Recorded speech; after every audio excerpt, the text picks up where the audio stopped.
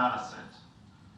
As you know, health data is routinely collected by various types of entities, including physicians, universities, hospitals, HMOs, laboratories, and of course, pharmaceutical companies in the course of clinical trials. In order to maximize the potential for big data medical research, there's a need to encourage data exchanges between these types of entities, both locally and globally. Promoting the sharing of health data and providing broad access to the resulting data sets is a key element in pushing the boundaries of medicine. Yet there are a few obstacles and challenges that must be faced in order to continue moving in this direction. So just to mention a few of these challenges, one of them has to do with lack of standardization across data sets. Another challenge is how to motivate data exchange between entities that do not always share the same interests, and sometimes they even compete with each other. Do we force sharing? Do we nudge the relevant players to move in this direction? Or do we merely facilitate easier ways to collaborate? A third challenge, which is the focus of my talk today, has to do with privacy and data protection. The big elephant in the room that has been mentioned before in previous panels, and so let's do it. The need to ensure an adequate level of privacy protection for individuals with respect to their personal data has long been recognized by various legal systems.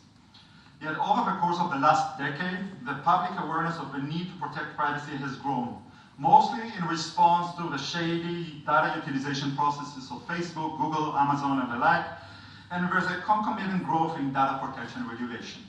In recent years, governments have strengthened restrictions on processing data. The most prominent of these regulations is the EU's General Data Protection Regulation, the GDPR, that took effect on May 25, 2018. Another important piece of legislation is the California Consumer Privacy Act, the CCPA, that is about to become effective on January 1, 2020.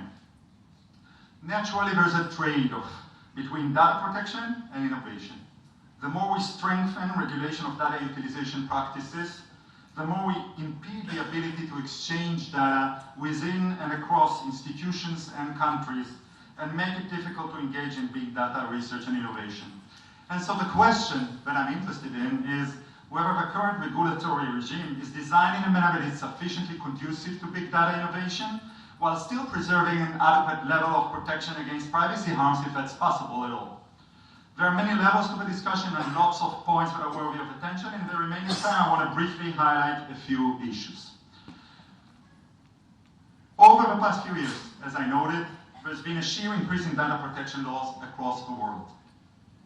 Notably, data protection policy across continents is far from being harmonized, and there are many differences in the content of the rules employed in different jurisdictions. Interestingly, some of these data protection laws have extraterritorial reach. The GDPR most notably applies to organizations located outside the EU when they process information of people in the EU. The combined effect of these two aspects is that entities that process data